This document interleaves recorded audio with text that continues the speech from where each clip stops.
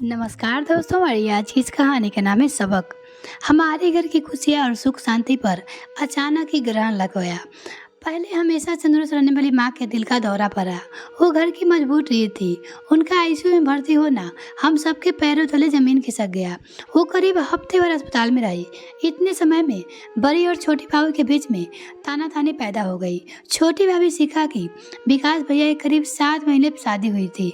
वो ऑफिस जाती है। माँ अस्पताल में भर्ती हुई तो उन्होंने छुट्टी ले ली।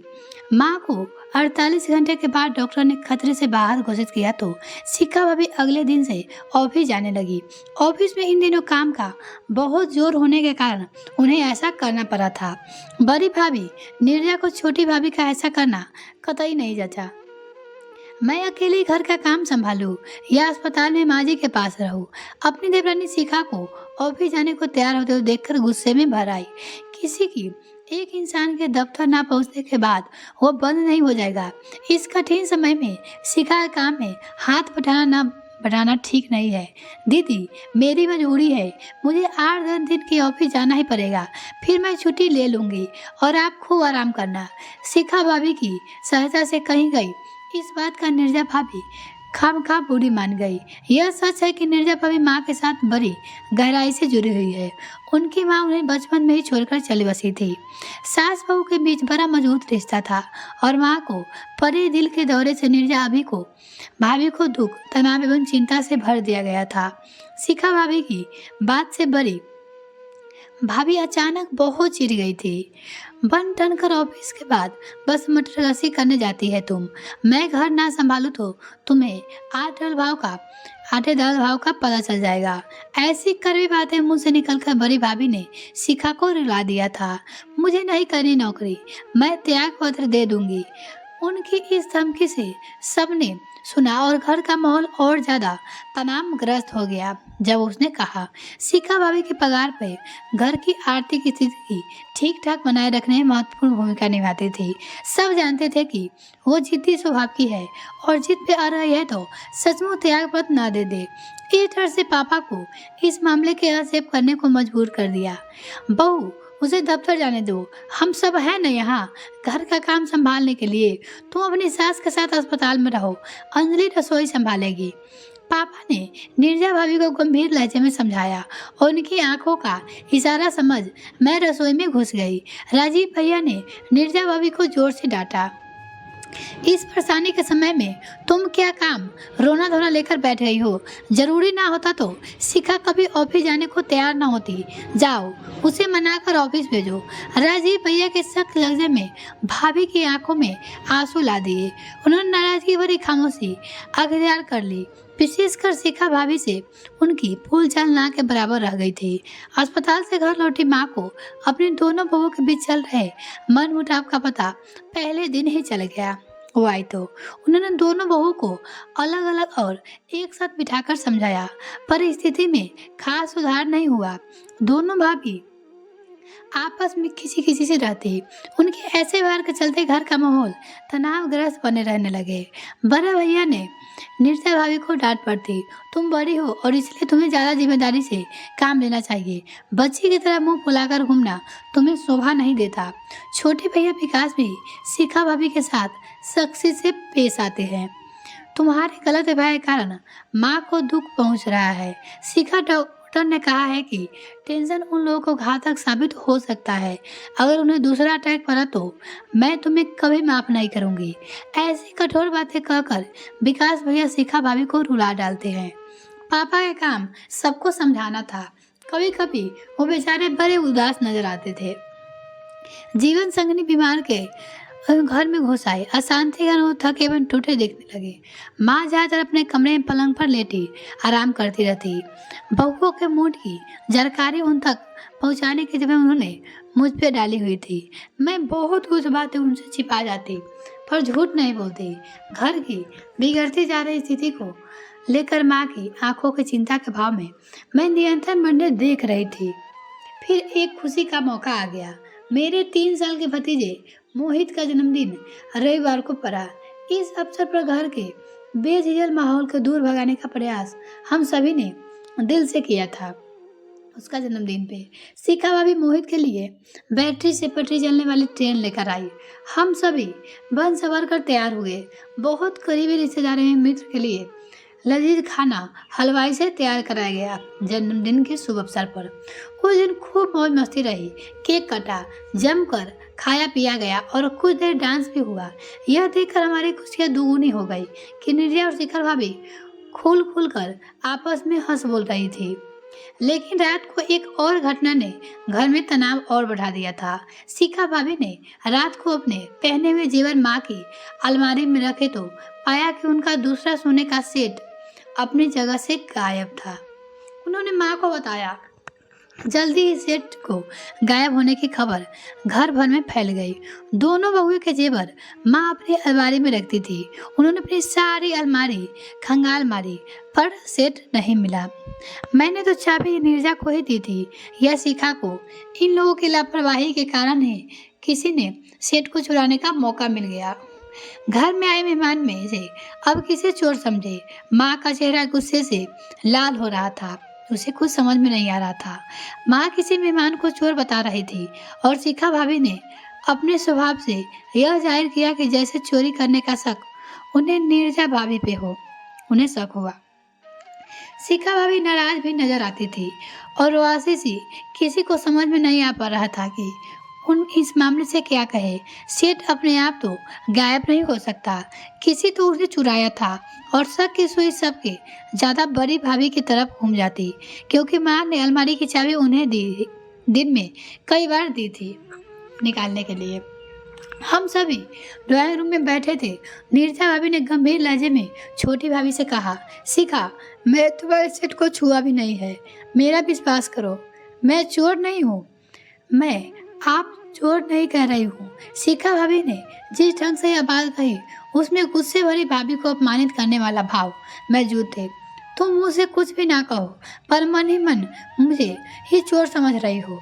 मेरा सेट चोरी हो गया, इसलिए कोई तो चोर है ही, वो कही।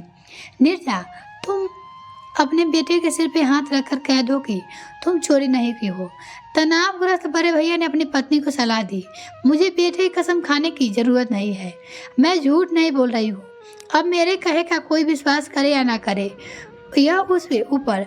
ऐसा कहकर जब बड़ी भाभी अपने कमरे की तरफ जाने को मुड़ी तब उनकी आंखों में आंसू झिलमिला रहे थे। मोहित के जन्मदिन की खुशियाँ फिर से तनाव एवं चिंता में बदल गई थी जब छोटी ने कहा। छोटी भाभी का मूड आगामी दिनों में उखड़ा रहा। इस मामले में बड़ी भाभी कहीं ज़्यादा समझदारी दिखा रही थी। उन्होंने शिखा भाभी के साथ बोलना बंद नहीं किया, बल्कि दिन में एक दो बार जरूर इस बात को दोहरा देती कि शिखा उन पे सेठ की चोरी का गलत शक कर रही है। वो दोहराती थी ये बात को, मानो उन दोनों को ही समझाया चोर छोड़ दिया। वो काफ़ी गंभीर रहने लगी थी। वैसे उनको टेंशन ना देने के चक्कर में कोई भी इस विषय में उनके सामने उठाता ही नहीं था। मोहित के जन्मदिन के करीब 10 दिन बाद मुझे कॉलेज के एक समारोह में शामिल होना था। उस दिन मैं शिखा भाभी के सुंदर नीला सूट पहनने की इजाज़त उनसे सब ली थी जब बाथरूम में नहा रही थी। उनकी अलमारी के सूट निकालते हुए मुझे उनका खोया हुआ सेट मिल गया। वह था कि वो कपड़े के पीछे छुपाकर रखा गया था। मैंने डब्बा जब माँ को दिया तब बड़ी भाभी उनके पास बैठी हुई थी। जब मैंने सेट मिलने की जगह उन दोनों को बताई तो माँ हंसकर और नीरजा भाभी गुस्से में भरती चली गई। मम्मी, आपने तो शिखा की चालाकी और मक्कारी देख ली। नीरजा भाभी का चेहरा गुस्से से लाल उठा। मुझे चोर कहलवाना कर सबके सामने अपमानित करवा दिया और डब्बा खुद अपनी अलमारी में छिपा कर रखा था। उसे इस गंदी हरकत की सजा मिलनी चाहिए। तुम अपने गुस्से को काबू में रखो निर्जा, उसे नहा कर आने दो, फिर मैं उससे पूछताछ करूंगी। माँ ने ये कई बार भाभी को समझाया पर यह छोटी भाभी का नाम लेकर लगातार कुछ न कुछ बोलती ही रही। कुछ देर बाद छोटी भाभी सबके सामने पेश हुई तो मैंने उनसे अलमारी कपड़े के पीछे से मिलने के बाद दोहरा दी और कह दी। सारी बात सुनकर वो जबरदस्त तनाव की शिकार बन गई।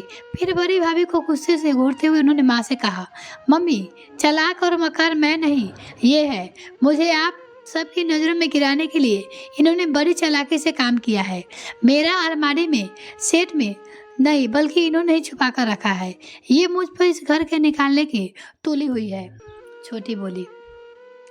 नीरजा भाभी ने शिखा भाभी के इस आरोप का जबरदस्त विरोध किया। दोनों के बीच में हमारे रोकते रोकते भी कई करके तीखे शब्द का आदान प्रदान भी हो गया। खामोश। अचानक माँ ने दोनों की ऊंची आवाज में डांटा तो दोनों सकपकासी चुप हो गई। जब माँ ने डांटा, मैं तुम दोनों में से एक एक सवाल पूछती हूँ। माँ ने गंभीर लहजे में बोलना आराम किया। शिखा, तुम्हारा सेट मेरी अलमारी से चोरी हुई तो तुमने किस सबूत के आधार पे नीरजा को चोरी माना था? शिखा भाभी ने उत्तेजित लहजे में जवाब दिया, मम्मी, आपने चाबी मुझे या इन्हें ही दी थी। अपने सेट गायब होने का शक इनके अलावा और किस पे जाता है? वो बोली, तुमने मुझ पे शक क्यों नहीं किया? आप चोरी कहने का शक पैदा होने का सवाल ही नहीं उठा आप पर। मम्मी, आप आदरणीय है, सब कुछ आप ही का तो है। अपने हिफाजत में रखी कोई चीज भला खुद क्यों चुराएगा? छोटी भाभी माँ के सवाल का जवाब देते हुए जबरदस्त उलझन की शिकार बन गई। जब उन्होंने कहा तो अब माँ नीरजा भाभी की तरफ घूमी और उनसे पूछा, बड़ी बहू, अंजलि को सेट शिखा की अलमारी से मिला है। तुमने सबसे पहले शिखा की चालाकी का आत्मकारी कर दोषी किस आधार पे कहा? वो अपनी बड़ी बहू से पूछी। मम्मी जी, मैं जानती हूँ कि सेट मैं नहीं चुराया था। आपकी अलमारी से सेट कोई बाहर वाला चुराता तो वो शिखा की अलमारी से ना बरामद होता। सेट को शिखा की अलमारी में उसके सिवा कौन छुपा सकता है? किसी अच्छे जासूस की तरह नीरजा भाभी ने रहस्य खोलने का प्रयास किया। अगर सेट पहले मैंने ही अपनी अलमारी से गायब किया हो तो क्या उसे शिखा की अलमारी में नहीं रह सकती? माँ बोली, आपने चोरी की है न सेट शिखा की अलमारी में रखा, आप इसे बचाने के लिए ऐसा कह रही है। नीरजा बोली, बिल्कुल यही बात मैं कहती हूँ। शिखा भाभी ने ऊंची आवाज में कहा, मम्मी, आप समझ रही है कि सारी चालाकी बड़ी भाभी की है और सिर्फ इसे बचाने की, या यू सेटअप? उसने बोला। दोनों भाभी एक दूसरे को फाड़ खाने वाले अंदाज में घूर रही थी। माँ उन दोनों को कुछ फॉलो तक देखती रही, फिर उन्होंने गहरी सांस का अंदाज में ली, मानो बहुत दुख हो। दोनों भाभी उन इस हरकतों से चौंकी और गौर से उसे देखने का चेहरा ताकने लगी। माँ ने दुखी लहजे में कहा, तुम दोनों मेरी बात ध्यान से सुनो। सच्चाई यह है कि शिखा का सेट मैंने ही अपनी अलमारी से पहले गायब किया और फिर अंजलि के हाथों उसे शिखा की अलमारी में बरामद करवाया। दोनों भाभी चौंक कर मेरी तरफ देखा। मैंने हल्की सी मुस्कुराहट अपने होठों पर लाकर कहा, माँ सच कर रही है। मैं सेट चुन्नी में छिपाकर शिखा भाभी के कमरे में ले गई थी और फिर हाथ में पकड़कर वापस ले आई। ऐसा मैंने तो माँ के कहने पे किया था। मम्मी, आपने यह घोर धंधा क्यों किया? आप दोनों बहू के बीच मनमुटाव करने के पीछे आपका क्या मकसद रहा? नीरजा भाभी का यह सवाल शिखा भाभी की तरफ से भी पूछा गया। दोनों अपनी सास से पूछती है। माँ एक एक करके बड़ी गंभीर भावुक होकर बोली, मैंने जो किया उसकी गहराई में एक सीख तुम दोनों के लिए छिपी है। उसे तुम दोनों की जिंदगी भर की गांठ बांध लो। देखो, मेरी जिंदगी का अब कोई भरोसा नहीं है। मेरे बाद तुम दोनों को यही घर चलाना है। राजीव और विकास सदा मिलकर एक साथ रहे। इसके लिए जरूरी है कि तुम दोनों के दिलों को एक दूसरे के लिए प्यार एवं सम्मान हो। सेठ से जुड़ी समस्या पैदा करने की जिम्मेदारी मैं हूँ, पर तुम दोनों में से किसी ने मुझ पर शक क्यों नहीं किया? वो पूछी। इसका जवाब तुम दोनों ने यही दिया है कि मैं तुम्हारे लिए आदरणीय हूँ। मेरी छवि ऐसी अच्छी है कि मुझे चोर मानने का ख्याल तक तुम दोनों के दिलों में नहीं आया और तुम दोनों को आजीवन एक दूसरे के साथ निभाना है। अभी तुम दोनों के दिल में एक दूसरे पर विश्वास करने की नींव कमजोर है, तभी तो बिना सबूत तुम दोनों एक दूसरे पे चोर चालाक मक्कार मान लिया है। आज मैं अपनी दिल की इच्छा तुम दोनों को बताती हूँ। एक दूसरे पर उतना ही मजबूत विश्वास रखो जितना तुम दोनों मुझ पे रखती हो। कैसी भी परिस्थिति, घटनाएं या लोगों की बातें कभी इस विश्वास को डगमगा ना पाए। ऐसा बचा तुम दोनों को सिपा कर मैं चैन से मर सकूंगी। वो अपनी बहू से बोली, मम्मी, ऐसी बातें मुंह से मत निकालिए। माँ की आंखों में बहते आंसुओं को पोंछने के बाद नीरजा भाभी उन पे छाती से लग गई। आपकी इस सीख को मैं हमेशा याद रखूंगी। हमें माफ कर दीजिएगा। शिखा भाभी की आंखों आंसू बहती माँ की बाहों में समा गई। मैं आज बेहद खुश हूँ कि मेरे दोनों बहू बेहद समझ आ रहे हैं। माँ का चेहरा खुशी से दमक उठा और मैं भी भावुक हो उनकी छाती से लग गई। यह कहानी आपको कैसी लगी कमेंट सेक्शन में लिखना ना भूले। वीडियो को देखने के लिए बहुत बहुत धन्यवाद। अभी तक अगर अपने चैनल को सब्सक्राइब नहीं किया तो प्लीज़ सब्सक्राइब कीजिए साथ में बेल आइकन प्रेस करें ताकि मेरे और वीडियो का नोटिफिकेशन सबसे पहले आपको मिल सके। अगर आप इस तरह के और भी कहानी सुनना चाहते हैं तो मेरे चैनल पर जरूर विजिट कीजिए। धन्यवाद।